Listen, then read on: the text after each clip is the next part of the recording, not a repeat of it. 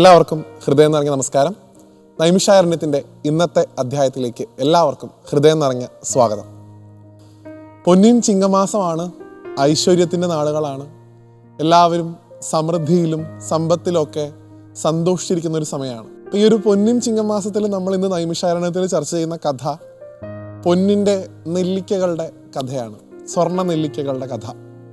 ഇത് സാക്ഷാൽ ശങ്കര ഭഗവത്പാദരുമായി ബന്ധപ്പെട്ട ഒരു കഥയാണ്. ആ കഥയിലേക്ക് കടക്കുന്നതിന് മുമ്പ് നമുക്ക് ആചാര്യനെ ഒന്ന് നമസ്കരിക്കാം. ശങ്കര ഭഗവത്പാദർ എന്ന് വിളിക്കപ്പെടുന്ന ആ മഹാത്മാവ് ഉള്ളത് കൊണ്ട് മാത്രമാണ് ഇന്ന് സനാതനധർമ്മം ഇത്രയധികം ശോഭയോടുകൂടി ഭാരതത്തിലുടനീളം പ്രചാരത്തിലുള്ളത്. ഷഡ്മതങ്ങളിൽ നിന്ന് സനാതനധർമ്മത്തിലേക്ക് അദ്വൈതത്തിൻ്റെ സിദ്ധാന്തം പറഞ്ഞു കൊടുത്ത് ഈ കാണുന്ന വസ്തുവിലെല്ലാം ഉള്ളത് ഒരേ ബ്രഹ്മം തന്നെയാണ് എന്ന് പഠിപ്പിച്ച ആ മഹാത്മാവ് ജനിച്ചത് നമ്മളുടെ ഈ കൊച്ചു കേരളത്തിലാണ് എന്നുള്ളത് നമുക്ക് അഭിമാനിക്കാനുള്ള വിഷയമാണ്. വളരെ ചുരുങ്ങിയ കാലയളവിൽ തന്നെ സാക്ഷാത്കാരത്തിൻ്റെ നെറുകയിൽ നിൽക്കുമ്പോഴും അദ്ദേഹം എഴുതിയിട്ടുള്ള കൃതികളായിക്കോട്ടെ, അദ്ദേഹം ചിട്ടപ്പെടുത്തിയിട്ടുള്ള ക്ഷേത്രങ്ങളായിക്കോട്ടെ, അതിൻ്റെയൊക്കെ മഹത്വം ഇന്നും നമ്മുടെ പുതിയ തലമുറയും നമ്മളും ഒരുപോലെ അനുഭവിച്ചുകൊണ്ടിരിക്കുകയാണ്. ഉദാഹരണത്തിന് ഗുരുവായൂർ ക്ഷേത്രത്തിലെ പൂജാവിധികൾ ചിട്ടപ്പെടുത്തിയിട്ടുള്ളത് ശങ്കര ഭഗവത്പാദരാണ്. ഗോവിന്ദാഷ്ടകം എന്ന് വിളിക്കപ്പെടുന്ന വിശേഷപ്പെട്ട കൃതി അദ്ദേഹം ഭഗവാന് വേണ്ടി എഴുതിയതാണ് എന്നാണ് സങ്കല്പം. മൂകാംബിക അമ്മയുമായിട്ട് അദ്ദേഹത്തിൻ്റെ ബന്ധം നമുക്കറിയാം. ചോറ്റാനിക്കര ഭഗവതി ക്ഷേത്രമായിട്ട് അദ്ദേഹത്തിൻ്റെ ബന്ധം നമുക്കറിയാം. കൊടുങ്ങല്ലൂർ ഭഗവതി ക്ഷേത്രമായിട്ട് അദ്ദേഹത്തിൻ്റെ ബന്ധം നമുക്കറിയാം. കാടാമ്പുഴ ക്ഷേത്രമായിട്ട് അദ്ദേഹത്തിൻ്റെ ബന്ധം നമുക്കറിയാം. ഇങ്ങനെ ശങ്കര ഭഗവത്പാദരുടെ കയ്യൊപ്പില്ലാത്ത ഒന്നും തന്നെ ഇന്ന് നമ്മളുടെ സനാതനധർമ്മത്തിൻ്റെ ബാക്കിയായിട്ടില്ല എന്ന് പറയേണ്ടി വരും. അങ്ങനെയുള്ള ശങ്കര ഭഗവത്പാദരുടെ സന്യാസ കാലത്ത് അദ്ദേഹത്തിന് ഉണ്ടായിട്ടുള്ളൊരു അനുഭവമാണ് ഈ കഥയുടെ ഇതിവൃത്തം. അദ്ദേഹം ഗുരുകുല സമ്പ്രദായത്തിൽ വിദ്യ അഭ്യസിച്ചു കൊണ്ടിരിക്കുന്ന സമയത്ത് സാധാരണ രീതിയിൽ ബ്രഹ്മചാരി കുട്ടികളൊക്കെ ഭിക്ഷാന്തേഹികളായിട്ട് ഗ്രാമങ്ങളിൽ സഞ്ചരിക്കുകയും അവിടെ നിന്ന് കിട്ടുന്ന ദക്ഷിണ അല്ലെങ്കിൽ അവിടെ നിന്ന് കിട്ടുന്ന ഭക്ഷണമാണ് അവർ ഗുരുവിനും ഒപ്പം സ്വയം ഭുജിക്കാനുമായിട്ട് ഉപയോഗിക്കാറുള്ളത്. അങ്ങനെ അക്കാലത്ത് ഗോവിന്ദ ഭഗവത്പാദരുടെ ശിഷ്യനായിരുന്ന ശങ്കരാചാര്യസ്വാമികൾ അദ്ദേഹം ഓരോരോ ഗ്രാമങ്ങളിൽ ചെന്ന് ഭിക്ഷ എടുത്തുകൊണ്ടിരിക്കുന്ന ഒരു സമയമാണ്. പല ദിക്കിലും പോയി പല വസ്തുക്കളും അദ്ദേഹത്തിന് കിട്ടി.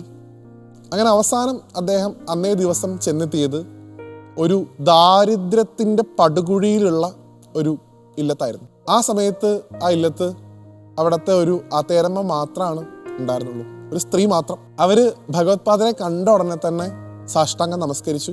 ആ ബ്രഹ്മചാരി ഭാവത്തിൽ നിൽക്കുന്ന ശങ്കരന്റെ പാതാരവിന്ദങ്ങളെ അവർ നെഞ്ചോട് ചേർത്തു. അങ്ങയുടെ പാദസ്പർശം കൊണ്ട് ഈ ഭൂമി ധന്യമായി എന്ന് അദ്ദേഹത്തോട് പറഞ്ഞു. അങ്ങയ്ക്ക് ഇവിടേക്ക് വരാൻ തോന്നിയതിലുള്ള നന്ദി അദ്ദേഹത്തെ അറിയിച്ചു. ഇങ്ങനെ പലതരത്തിൽ ശങ്കര ഭഗവത്പാദരെ ആ ആത്തേരമ്മ സ്തുതിച്ചു. ഇത്രയൊക്കെ കഴിഞ്ഞപ്പോൾ ഭഗവത്പാദർ പറഞ്ഞു, ഞാൻ ഭിക്ഷാന്തേഹിയായിട്ട് വന്നതാണ്. എന്തെങ്കിലുമൊക്കെ ഒന്ന് കഴിക്കാനോ അല്ലെങ്കിൽ വസ്ത്രമായിട്ടോ എന്തെങ്കിലും തന്നു കഴിഞ്ഞാൽ എനിക്ക് എൻ്റെ ഗുരുനാഥൻ്റെ അടുത്തേക്ക് തിരിച്ചു പോകായിരുന്നു. അപ്പം എന്താണോ ഇവിടെ ഉള്ളത് അത് തന്നാലും എന്ന് പറഞ്ഞ ഉടനെ ഈ പാവ അമ്മയുടെ മുഖം മുഴുവനായിട്ട് മാറുന്നത് അദ്ദേഹം കണ്ടു. എങ്കിലും ആ ഈറനണിഞ്ഞ കണ്ണുകളോടുകൂടി അദ്ദേഹത്തെ വീട്ടിനകത്തേക്ക് കൊണ്ടുപോയി. അവിടെ പകുതി പൊട്ടിയ ഒരു കട്ടിലുണ്ടായിരുന്നു, പഴയ ഒരു കട്ടിൽ. അതിൻ്റെ മുകളിൽ വൃത്തിയുള്ള ഒരു തുണിയൊക്കെ വിരിച്ച് അദ്ദേഹത്തെ അവിടെ ഇരുത്തി. അദ്ദേഹത്തിൻ്റെ പാദങ്ങളെ തീർത്ഥം കൊണ്ട് കഴുകി ആ തീർത്ഥത്തെ ശിരസിൽ ധരിച്ചു. ഇത്രയും കഴിഞ്ഞതിന് ശേഷം അവർ അടുക്കളയിലേക്ക് പോയി. അടുക്കളയിൽ നിന്ന് വിറയ്ക്കുന്ന കൈകളുമായിട്ടാണ് ആ പാവം സ്ത്രീ ഭഗവത്പാദരുടെ അടുത്തേക്ക് വന്നത്. അവരുടെ കയ്യിൽ ആകെ ഉണ്ടായിരുന്നത് ഒരു നെല്ലിക്ക. അതിന് കുറച്ചൊക്കെ ഉണക്കം വന്നിട്ടുണ്ടെന്നാണ്, കുറച്ച് പഴകിയിട്ടുണ്ടത്. ഈ നെല്ലിക്ക മാത്രമേ അവരുടെ കയ്യിലുണ്ടായിരുന്നുള്ളൂ. അവരത് ഭഗവത്പാദരുടെ തൃക്കൈകളിലേക്ക് വെച്ചു കൊടുത്തു. എന്നിട്ട് നമസ്കരിച്ചുകൊണ്ട് പറഞ്ഞു, അങ്ങേപ്പോലുള്ളൊരു മഹാത്മാവിനെ അങ്ങ് അർഹിക്കുന്ന തരത്തിൽ സൽക്കരിക്കാനുള്ള ഒന്നും തന്നെ ഇവിടെ ഇല്ല. എൻ്റെ കയ്യിൽ ആകെയുള്ളത് ഈ ഒരു നെല്ലിക്കയാണ്. ഇത് ഞാൻ അങ്ങേക്ക് വേണ്ടി സമർപ്പിക്കുന്നു. ഇതിലെൻ്റെ ഭക്തിയുണ്ട്, ഇതിലെൻ്റെ സമർപ്പണമുണ്ട്. പൂർണ്ണ മനസ്സോടു കൂടിയിട്ടാണ് ഞാൻ അങ്ങേക്ക് ഇത് തരുന്നത്. അതുകൊണ്ട് ഇത് സ്വീകരിച്ച് ഞങ്ങളെ അനുഗ്രഹിക്കണം എന്ന് പറഞ്ഞ് അവർ പൊട്ടി അങ്ങോട്ട് കരയാൻ തുടങ്ങിയതാണ്. കാരണം ദാരിദ്ര്യം എന്ന് വിളിക്കപ്പെടുന്ന അവസ്ഥയുടെ പരകോടിയിലാണ് അവർ ജീവിക്കുന്നത്. ഒന്ന് നന്നായിട്ട് ഭക്ഷണം കഴിച്ചിട്ട് തന്നെ എത്രയോ ദിവസങ്ങളായി. അതിൻ്റെ ഇടയിലാണ് ഇത്തരത്തിലുള്ളൊരു മഹാത്മാവ് കൂടി വീട്ടിലേക്ക് വരുന്നത്.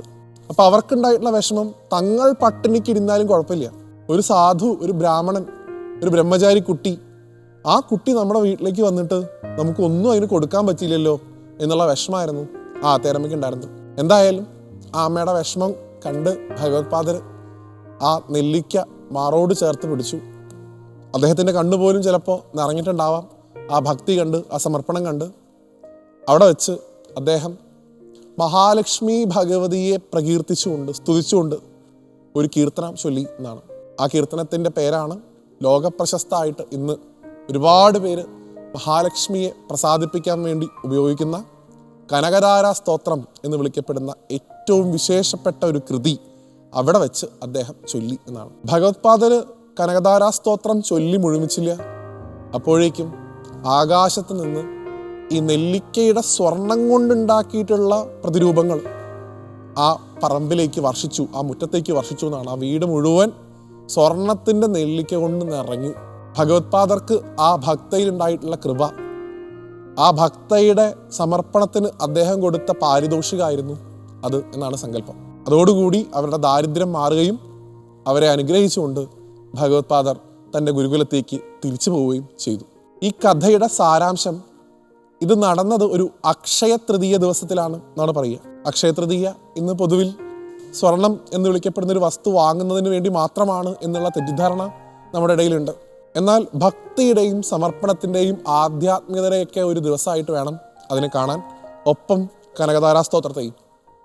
പല ആളുകളുടെയും ധാരണ ഇത് ഒരുപാട് ചൊല്ലിക്കഴിഞ്ഞാൽ സ്വർണം കിട്ടും എന്നാണ്. സ്വർണത്തേക്കാൾ വലുത് തരാൻ സാധിക്കുന്ന ഒന്നാണ് കനകധാരാ സ്തോത്രം.